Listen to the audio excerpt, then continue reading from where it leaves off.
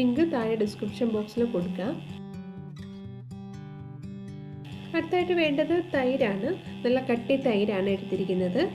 അധികം പുളി ഇല്ലാത്തത് നോക്കി കുറച്ച് തൈരാണ് എടുത്തിരിക്കുന്നത്. ഇതിലേക്ക് 1 സ്പൂൺ പഞ്ചസാര ചേർത്ത് കൊടുക്കാം. നന്നായിട്ട് ഇതൊന്ന് മിക്സ് ആക്കാം.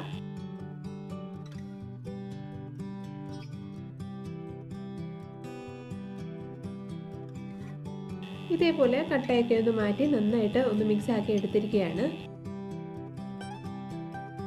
അടുത്തായിട്ട് വേണ്ടത് ചെറിയ ടൈപ്പിൽ മിക്സ്ചറാണ്. ഇത് സേവ് എന്ന് പറയും.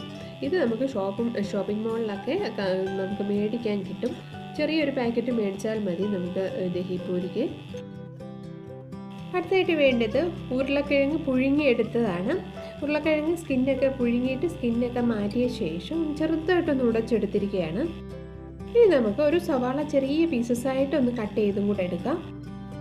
ഇപ്പോൾ ചട്നികൾ